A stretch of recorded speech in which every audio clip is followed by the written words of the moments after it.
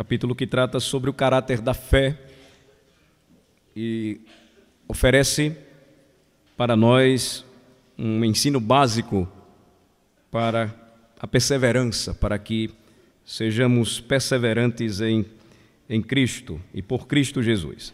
Nós vimos na primeira mensagem que o capítulo 11, ele trata a respeito do caráter da fé, primeiramente afirmando que a fé, ela não é algo somente subjetivo, que experimentamos no coração, algo que sentimos, mas há um aspecto importante e eu diria harmonioso no que diz respeito ao sentir e ter a fé em seu próprio coração. A fé, ela é objetiva, uma vez que ela se baseia, ela tem por substância e fundamento o testemunho de Deus sobre Jesus Cristo. Por isso ela é certeza e ela é convicção. Certeza de coisas que se esperam, a convicção de fatos que se não veem.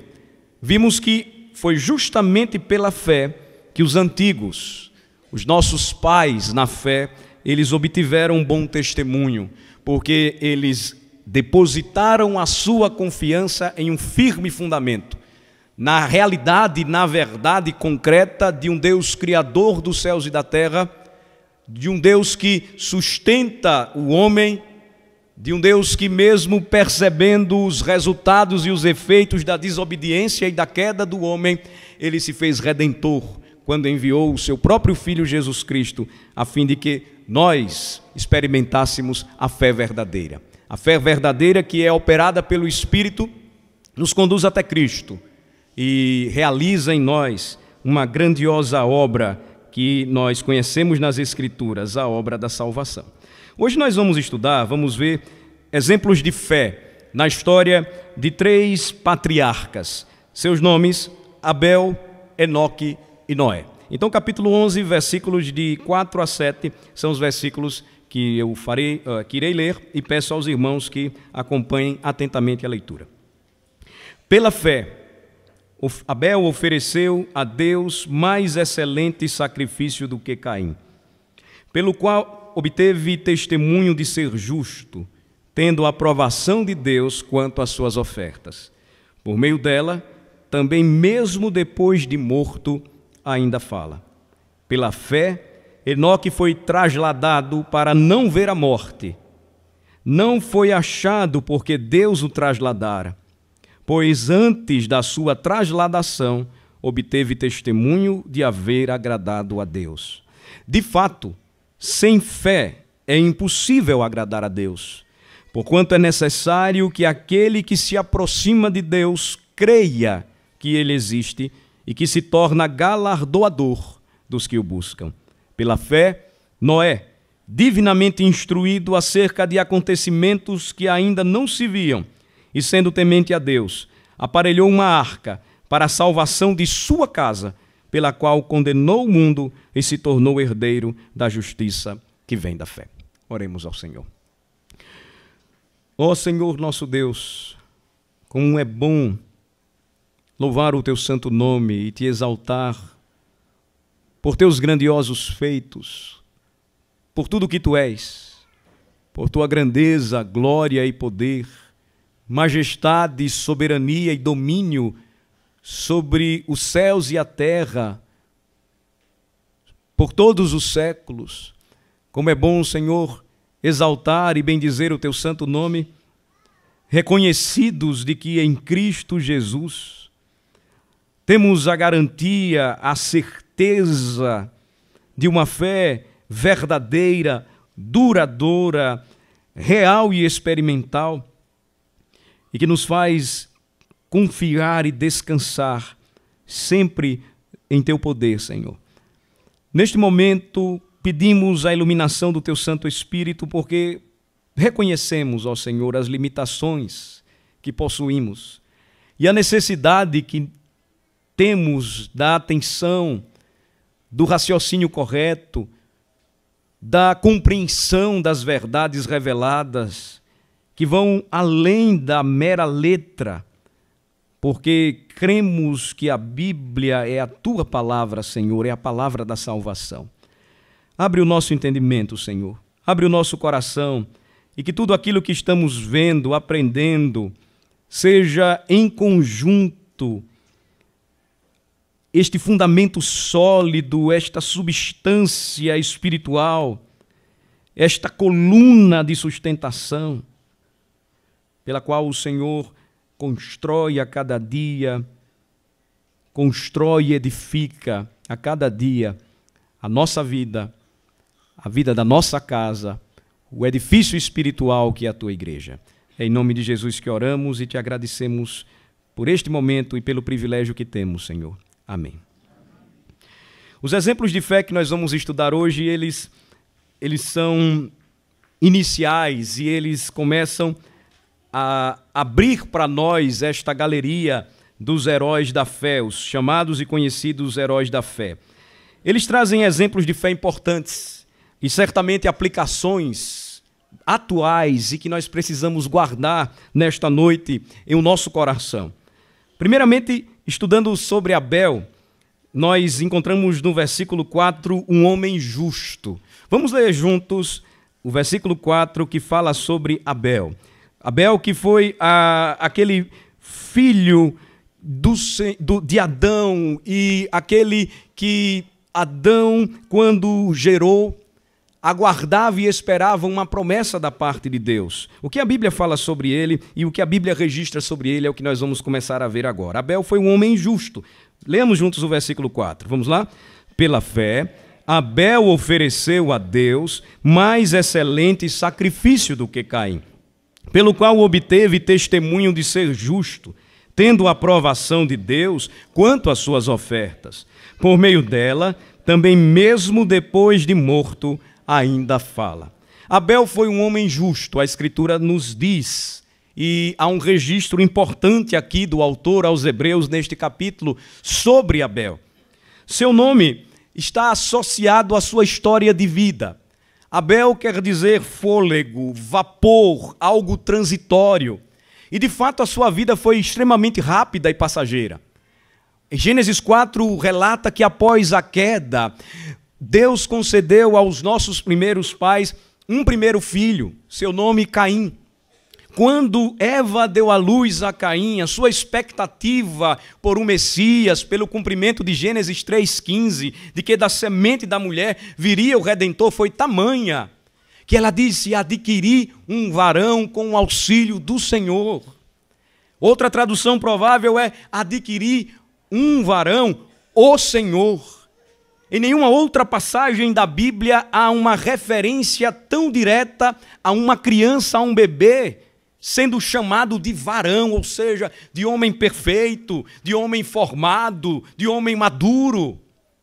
Contudo, a Escritura relata e registra que um segundo filho foi gerado, seu nome é Abel. Caim, um agricultor.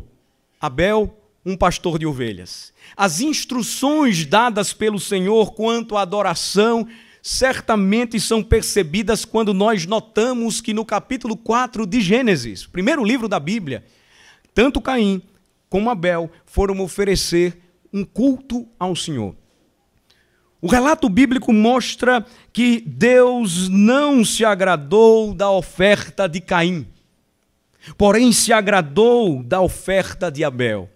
E o autor aos Hebreus registra este fato, destacando o porquê a oferta de Caim não foi aceita. O texto mostra que não houve aprovação de Deus, que o sacrifício ou a oferta de Caim não foi excelente como aquela trazida por Abel. A questão não envolvia o fato de Caim trazer do fruto da terra e de Abel trazer apenas um cordeiro sacrificado, não. O texto diz que ele oferece das primícias do seu rebanho. E ele fez isso pela fé. O que entendemos que o que Abel aprendeu de seus pais, que já haviam sido expulsos do jardim do Éden, é que agora, para um encontro real com o Senhor, para uma adoração verdadeira, sincera, na dependência humilde do Senhor, um sacrifício deveria ser oferecido, e este sacrifício precisaria ter sangue. Os irmãos devem lembrar, aqueles que gostam e conhecem a história da Gênese da criação, de como o mundo foi criado, que quando Adão e Eva pecaram contra o Senhor, logo eles entenderam o resultado de sua desobediência e, percebendo que estavam nus, algo que antes não trazia vergonha para eles, eles agora procuraram dar de seu jeito, ou procuraram dar um jeito para cobrir aquilo que agora os envergonhava.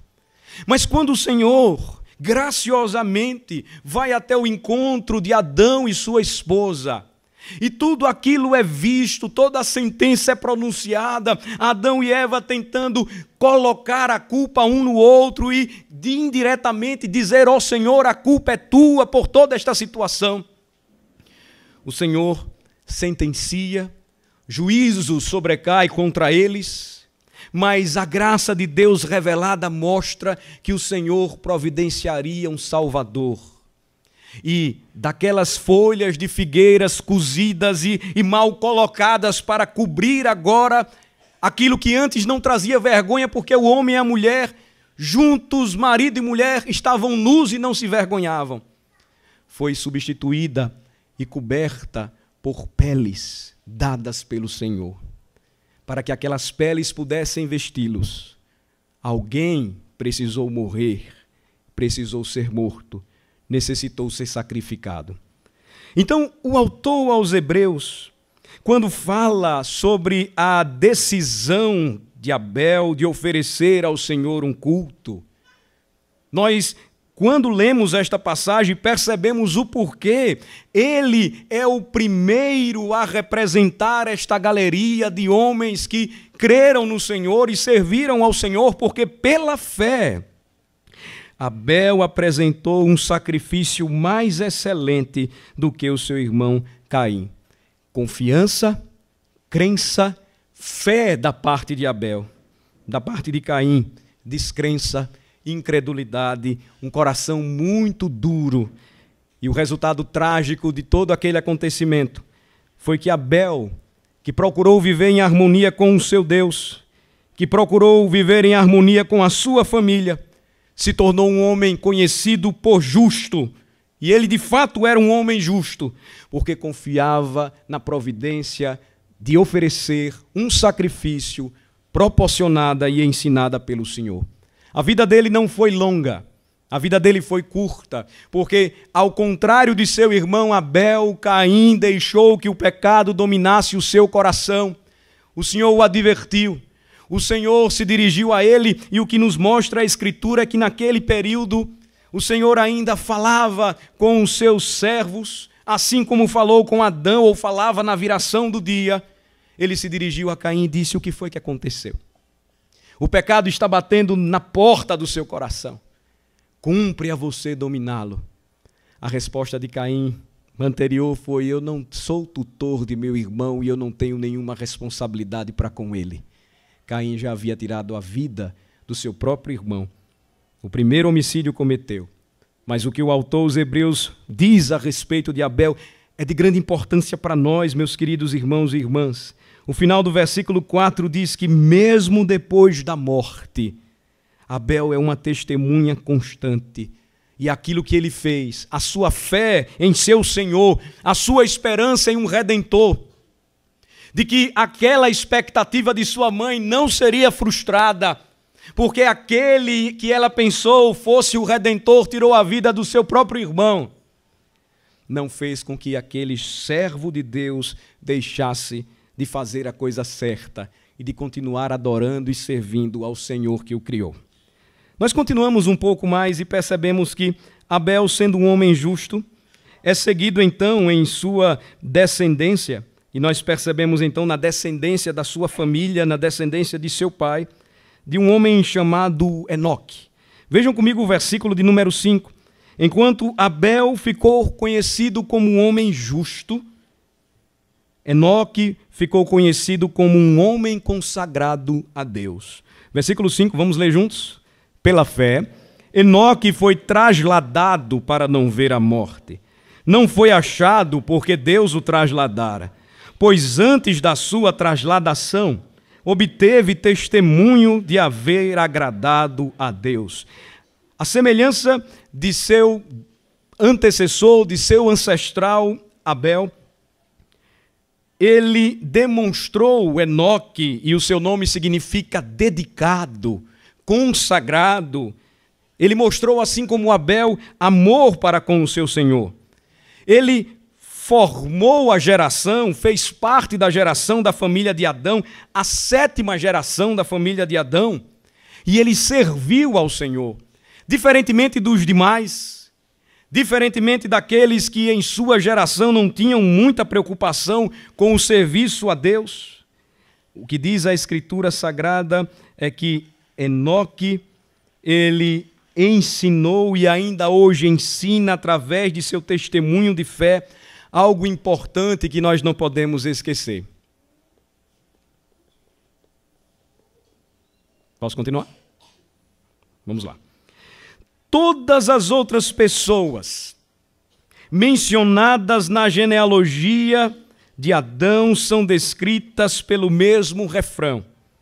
Quando nós lemos a genealogia de Adão, Gênesis capítulo 5, nós percebemos que a apresentação de cada um daqueles que formam a genealogia de Adão, ela termina com o mesmo refrão: e então morreu. Nasceu fulano, viveu tantos anos, e então morreu. Contudo, quando nós lemos a história de Enoque, quando nós olhamos para o livro de Gênesis, a Escritura afirma: Enoque foi trasladado. Enoque não experimentou a morte. Ele foi trasladado para a glória por causa da sua fé. Verifique novamente comigo o versículo de número 5, meus irmãos. Pela fé, Enoque foi trasladado. Em outras palavras, Enoque não morre, mas Enoque é conduzido pelo Senhor até a sua presença. Mas a Escritura completa e diz que ele não experimentou a morte, porque ele andava com Deus. É a expressão literal em Gênesis 5.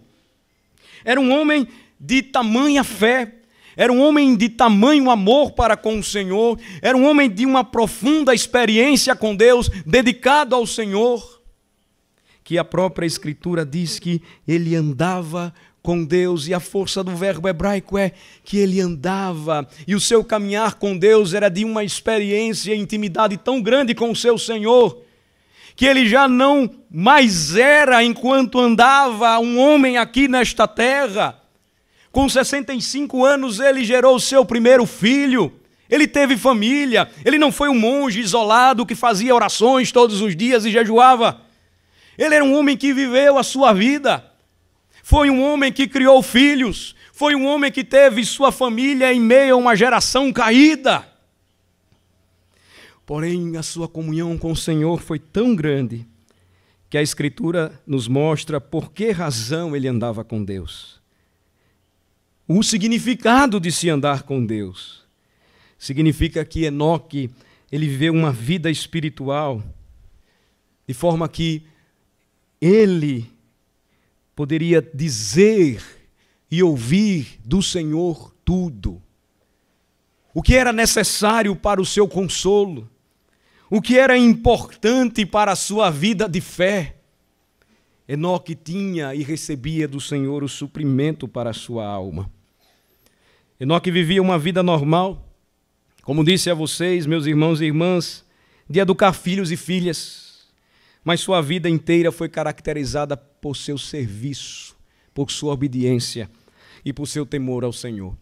Quando nós fazemos as contas da genealogia de Adão, é interessante notar que Adão, representante da raça humana, que Adão, frustrado por sua queda e desobediência ao Senhor, que Adão, que teve o privilégio de ouvir o Senhor todos os dias, de ter comunhão com Ele, e agora havia traído a sua confiança, dando ouvidos à serpente e à voz diabólica do engano, pôde ver Enoque, 7ª geração da sua família, fazendo aquilo que ele não conseguiu fazer.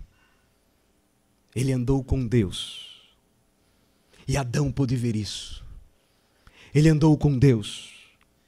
E a Escritura nos diz que a maldição da morte pronunciada sobre Adão e sua descendência não prevaleceu contra aquele homem dedicado, pois Deus o transformou. E a Escritura então nos diz, Hebreus 11, versículo 5, que ele obteve testemunho de haver agradado a Deus. Não foi achado, caminhando e andando com o Senhor. Chegou um momento em que Deus tomou para si. Pela fé, Enoque então testemunhou e ainda hoje testemunha uma verdade espiritual que deve tocar a vida de todo aquele que crê em Deus, que deve tocar a vida de todo crente que espera no Senhor, que anda com o Senhor, que busca agradar e servir ao Senhor. A Escritura então relata, ligada à verdade deste testemunho de Enoque, o que nós lemos no versículo 6. Que verdade espiritual! É o versículo oficial do nosso acampamento. Vamos ler juntos o versículo 6? De fato, sem fé é impossível agradar a Deus, porquanto é necessário que aquele que se aproxima de Deus creia que Ele existe e que se torna galardoador dos que o buscam. Que verdade espiritual para nós, irmãos! Nos ensina como agradamos a Deus. Como podemos agradar a Deus andando com Ele em fé. Nos ensina por que oramos a Deus, porque cremos que Ele existe. Como podemos buscá-lo em oração, com fervor, com confiança total, crendo que não são recompensas adquiridas ou conquistadas por nossas mãos, mas porque vivemos andando com Ele em fé, confiando em Suas promessas, em Seu testemunho, em Sua palavra. O Senhor, Ele é tão gracioso que Ele nos galardoa e Ele nos premia, mesmo sem merecermos. Vivemos pela fé. Devemos obter este mesmo testemunho de agradar ao Senhor, de sermos dedicados assim como Enoque. E a Escritura nos mostra que tudo isso vale a pena se vivermos para o serviço e para a glória do nosso Deus. Em terceiro e último lugar, nós encontramos o último exemplo. O último exemplo, no versículo 7, fala sobre Noé. Nós vimos o que o texto bíblico diz sobre Abel, o que o texto bíblico diz sobre Enoque. Agora, sobre Noé, nós encontramos um homem de fé em um mundo descrente. Um homem de fé em um mundo cheio de incredulidade e descrença. Leamos o versículo 7. Vamos lá? Pela fé, Noé, divinamente instruído acerca de acontecimentos que ainda não se viam, e sendo temente a Deus, aparelhou uma arca para a salvação de sua casa, pela qual condenou o mundo e se tornou herdeiro da justiça que vem da fé.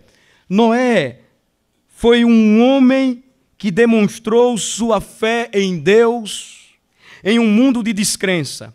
Seu nome significa descanso. Um homem que em um mundo descrente descansava no Senhor. O texto bíblico nos diz que pela fé ele foi divinamente instruído acerca de acontecimentos que ainda não se viam. Ou seja, o Senhor revelou àquele homem fatos que se não veem. Pela fé, Noé aceitou o que o Senhor disse, creu, confiou no Senhor.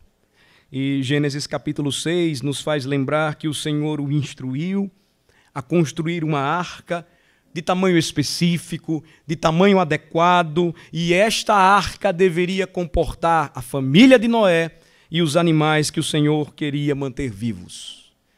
Muitos se perguntam, mas essa história, pastor, é muito complicada. Como é que Noé conseguiu colocar todos aqueles animais na arca? Quando nós olhamos a maneira como Deus se revela e percebemos os comprimentos da arca e como Deus mandou que ela fosse feita, podemos concluir que o Senhor, Ele indicou e instruiu Noé, que pela fé obedeceu e provavelmente construiu aquela arca em um chão seco. E Ele separou das raças escolhidas, filhotes, e todos eles certamente puderam ser comportados. As imagens muitas vezes nos enganam, e nós vemos nos desenhos aqueles grandes animais, girafas, elefantes e tais. Mas isso não deve nos tirar do foco. Deus informou a Noé sobre fatos que se não veem. E a Bíblia testifica que Noé agradou a Deus, porque a semelhança de Enoque, ele também andava com Deus. Ele achou graça diante do Senhor. Alvo da graça de Deus, ele seguiu os passos de seu ancestral. E ele também caminhou com o Senhor. Embora a Escritura não mencione, ela não registre os escárnios, as perturbações, os impedimentos que este servo de Deus teve que sofrer. Certamente por ter sido reconhecido como pregador da justiça, quando ele decidiu obedecer ao Senhor, em um momento e em uma geração que trouxe tanto desgosto a Deus que ele disse: eu vou destruir o mundo com água. Certamente que aquele homem teve por sua dieta diária insultos, escárnios e zombarias. Mas a Escritura nos diz que, divinamente instruído pela fé, Noé, ele tomou, recebeu acontecimentos que ainda não se viam, e sendo temente a Deus, ele aparelhou uma arca. E completa o texto: para a salvação de sua casa. Sua fé em Deus o levou a temer e a construir. Sua confiança no Senhor o fez obediente. E a fé do cristão, tenham certeza, sempre fará oposição ao mundo. Os que desejarem viver piedosamente o Evangelho não esperem outra coisa, a Escritura diz: serão perseguidos. Aqueles que decidiram seguir a Cristo não esperem outra palavra senão: no mundo vocês serão afligidos. Mas a promessa de Deus diz: mas lembrem-se, eu venci o mundo. Lembrem-se, creiam na minha palavra. E Noé é um exemplo de um homem que permaneceu sozinho no meio de um mundo hostil. Noé só teve o apoio da sua família. A Escritura nos diz que ninguém mais esteve com ele, porque somente ele e a sua família e os animais separados entraram na arca. E aqui nós precisamos, irmãos, refletir o seguinte: crer em Deus no meio de companheiros crentes é relativamente fácil. Mas não ter ninguém como apoio, exceto Deus, é uma grande prova para a nossa fé. Crer em Deus em um ambiente tão fraterno, em um ambiente de tanto conforto, em um ambiente onde gozamos liberdade religiosa, é relativamente fácil. Mas viver como os nossos irmãos em países opressos, sozinhos, muitas vezes isolados, tendo apenas Deus como seu refúgio, é uma verdadeira prova para a fé do cristão. Foi mencionado aqui que por 11 anos a Coreia do Norte continua sendo o topo da hostilidade à fé cristã. A rotina dura daqueles que creem em Cristo, naquele lugar, é extremamente difícil, provadora. Eles trabalham, quase não comem, sofrem escárnios, açoites, muitos são mortos, mas a Escritura nos diz que quando confiamos em Deus, quando andamos com Deus, quando cremos em Deus e procuramos agradá-lo, nós recebemos dele o conforto onde quer que estejamos. Martinho Lutero certa vez disse que uma masmorra com Cristo pode ser um palácio, porém um trono sem Cristo é um verdadeiro inferno, é uma verdadeira masmorra espiritual. A Escritura descreve, portanto, Noé como um homem justo. Seu testemunho de fé foi citado pelo profeta Ezequiel, quando anunciou o juízo de Deus sobre uma nação impenitente. Percebam, irmãos, a vida de um justo, a vida de um homem, de uma mulher, de um jovem, de uma criança, de um velho temente a Deus. Não somente testemunha da glória da salvação do nosso Cristo, mas também traz e acarreta juízo para aqueles que permanecem incrédulos e impenitentes. No livro do profeta Ezequiel, não somente Noé, mas Daniel e Jó são citados. E eles são citados como exemplos de homens que viveram e praticaram a justiça e confiaram no Senhor. Ezequiel 14, 14 e 20. Vamos examinar. Vejam que texto extremamente direto, forte, enfático quanto à necessidade de, assim como Noé, temermos e confiarmos no Senhor de maneira obediente. Ezequiel, capítulo 14. Há uma sentença, um castigo contra a idolatria, há uma sentença ao juízo de Deus contra as nações impenitentes. E a partir do versículo 12 nos diz a Escritura Sagrada, Ezequiel 14, a partir do versículo 12. Acompanhem. Veio ainda a minha palavra do Senhor dizendo: Filho do homem, quando uma terra pecar contra mim, cometendo graves transgressões, estenderei a mão contra ela e tornarei instável o sustento do pão. E enviarei contra ela fome, e eliminarei dela homens e animais. E o versículo 14, então, chave, diz: ainda que estivessem no meio dela estes três homens, Noé, Daniel e Jó, eles, pela sua justiça, salvariam apenas a sua própria vida, diz o Senhor Deus. Caminhamos um pouco mais e chegamos no versículo 20.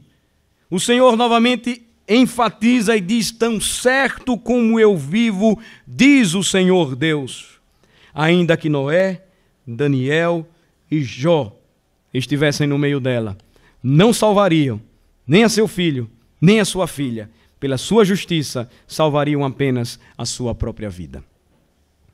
Entendamos aqui, irmãos, que esta justiça não é conquistada pelo próprio esforço, capacidade humanas.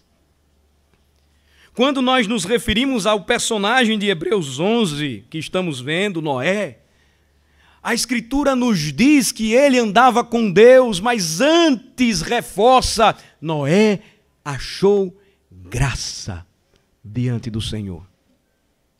Porque pela graça sois salvos, mediante a fé. E isto não vem de vós, é dom de Deus, não de obras, para que ninguém se glorie.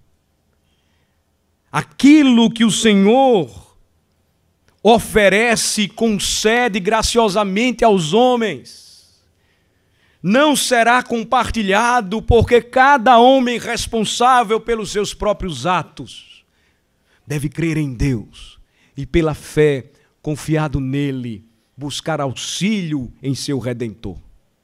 Noé, ele se tornou, irmãos, então este exemplo mencionado nas Escrituras pelo profeta Ezequiel, no Novo Testamento chamado por Pedro de pregador da justiça, e o autor aos Hebreus, ele diz que Noé tornou-se herdeiro da justiça que vem da fé.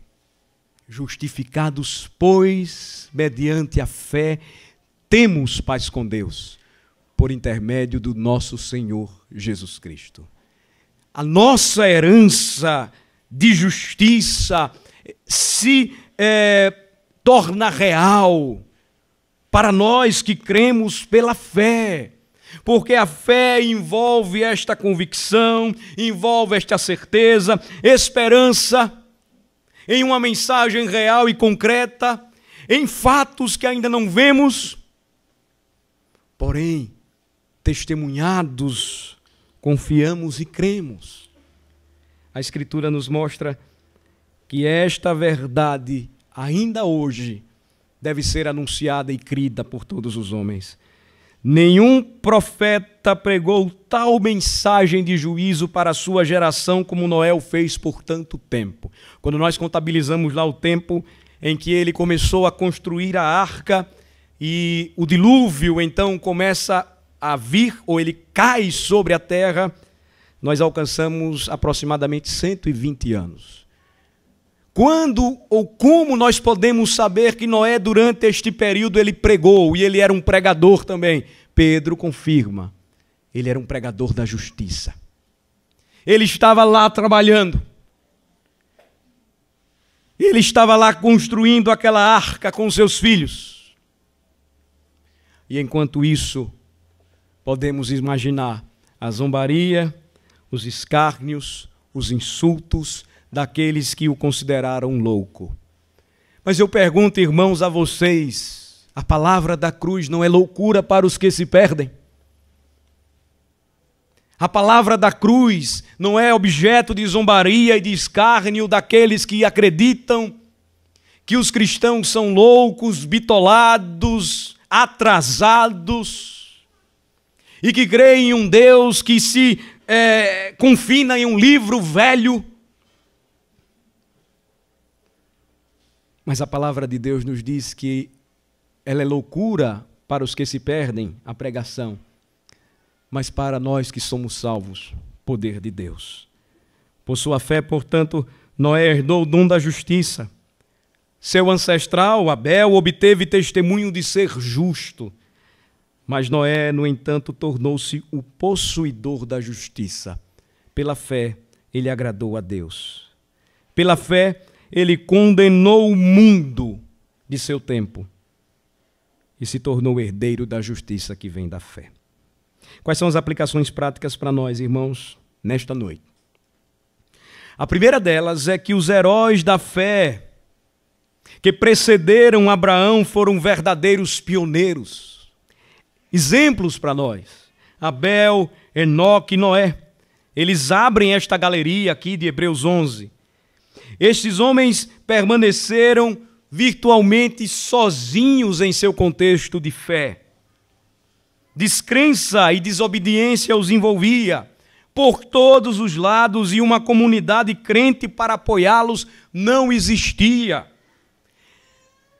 E a grande questão que deve nos levar a refletir nesta noite é que no contexto de fé em que vivemos, onde nós temos uma comunidade cristã, uma igreja para sermos apoiados, instruídos, ensinados, confortados em meio a um mundo ainda descrente e desobediente, nos tornamos indesculpáveis se não fazemos do nosso cristianismo algo experimental. Se a nossa fé é apenas mecânica, nos conduz à igreja domingo após domingo. Aqueles que não são tão regulares nos conduz à ceia apenas uma vez no mês. Aos piores, no dia 31 de dezembro, para penitencialmente pagarmos os nossos pecados. De nada se aproveita tudo aquilo que afirmamos crer, se o cristianismo que nós temos se a fé no nosso Senhor e Salvador Jesus Cristo, que afirmamos possuir,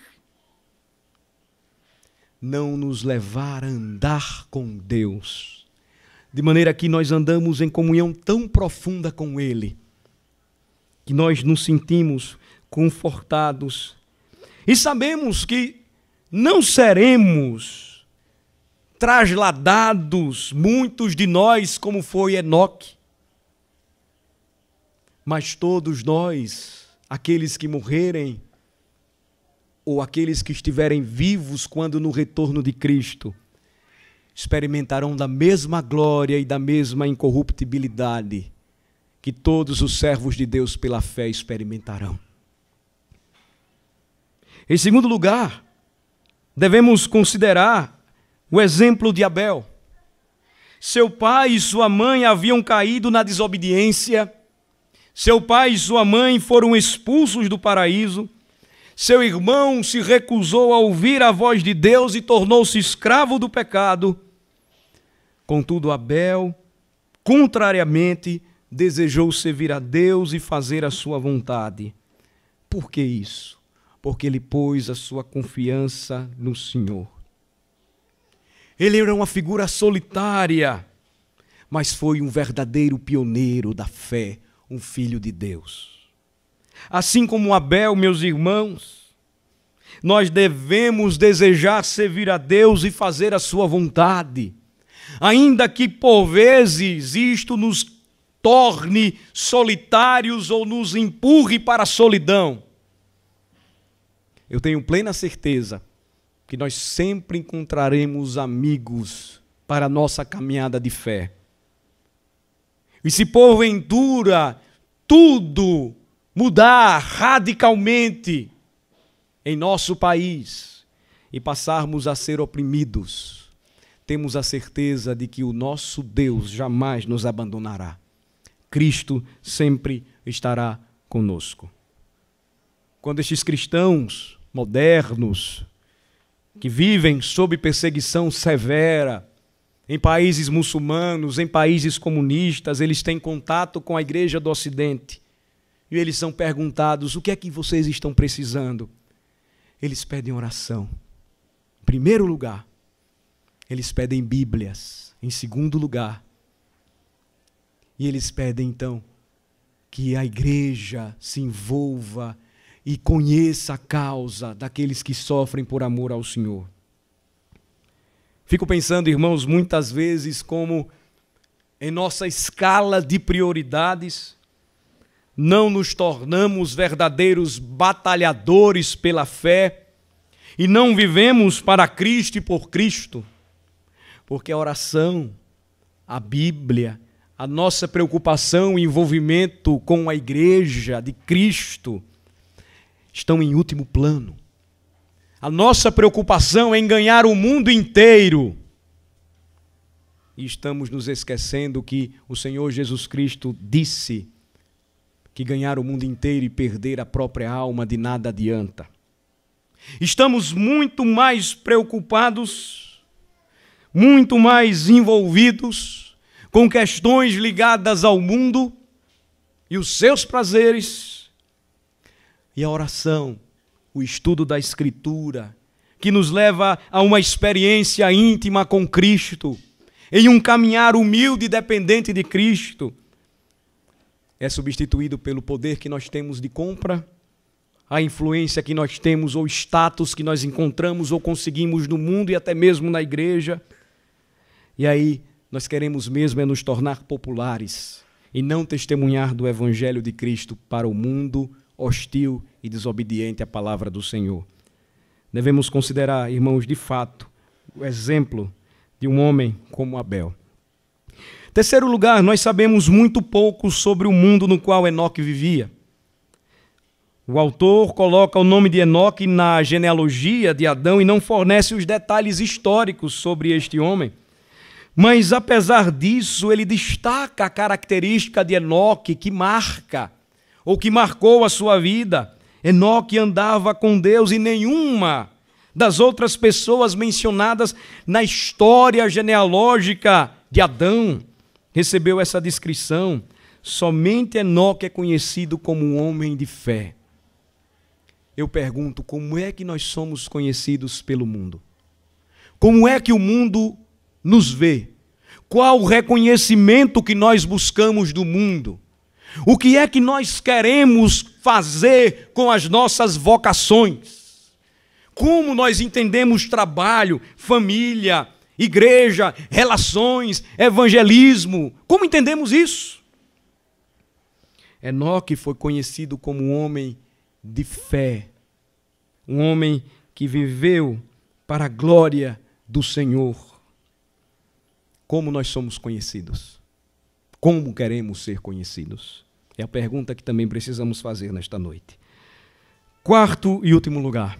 A quarta e última aplicação para nós. Noé, o último destes personagens bíblicos aqui mencionados em Hebreus 11, ele andava à semelhança de Enoque com Deus, nós vimos isso. Ele também permaneceu junto com a sua família como um pioneiro da fé. O mundo desprezou Enoque, mas mesmo assim ele permaneceu fiel. Como nós temos nos comportado? Como nós temos agido quando o mundo nos despreza? Quando no trabalho nós não somos tão aceitos porque somos crentes? Quando na escola nós somos rejeitados porque nós cremos em Deus? Quando na universidade nós afirmamos que cremos que pela fé o nosso entendimento é que o universo foi formado pela palavra de Deus, que muito mais do que uma pessoa histórica, Jesus Cristo é Deus. Ele é o meu Salvador. E não há nenhum outro nome dado entre os homens pelo qual importa que nós sejamos salvos. O que fazemos? Quando o mundo nos despreza, permanecemos caminhando juntos em fidelidade. Sejamos honestos, irmãos. Nós temos negado a Cristo por tão pouco. Nós temos negado a Cristo por dinheiro. Nós temos negado a Cristo para não perdermos amigos. Nós temos negado a Cristo para não perdermos vantagens. Nós temos negado a Cristo por vergonha de testemunharmos do nome dele.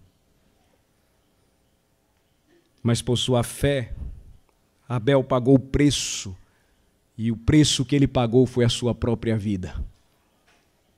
Estamos dispostos a isto? Não queremos aqui enganar ninguém. A vida cristã autêntica não é fácil. Tanto não é fácil que Abel e tantos outros servos de Deus mencionados nas Escrituras e na história da humanidade ainda hoje pagam com a sua própria vida o preço por amarem a Cristo. Por sua fé, Enoque foi trasladado. Com que frequência nós temos meditado sobre o céu? Com que frequência nós oramos e ansiamos a volta de Cristo? Com que frequência faz parte e toma conta do nosso tempo em conversação santa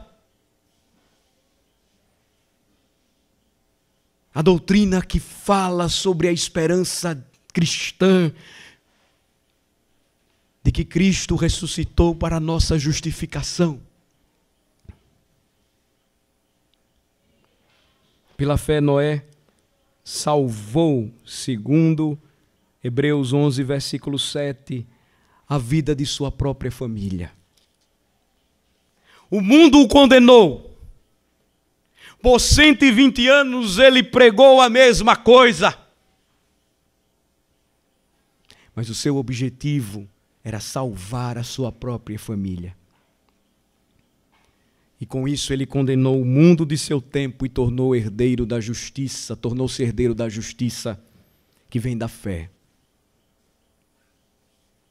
A nossa preocupação quando nós investimos em nossa família é ver a nossa casa servindo ao Senhor, a nossa família salva, os nossos filhos caminhando com Cristo. O desejo da nossa alma é ver nossos filhos na universidade, é vê-los ganhando muito dinheiro, é vê-los sendo reconhecidos pelo mundo, ou primeiramente, vê-los servindo ao Senhor. O que você faria se seu filho, por exemplo, deixasse todo um projeto de vida que você pensou e planejou para ele,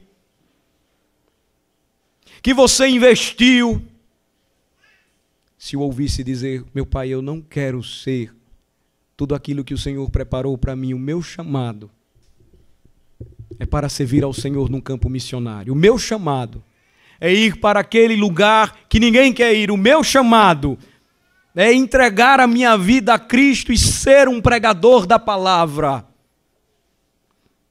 Eu temo dizer que muitos de nós ficaríamos bravos com isso, porque essa tem sido a reação de muitos pais, que não têm desejado primeiramente a salvação de sua própria casa e o desejo de ver os seus filhos na igreja.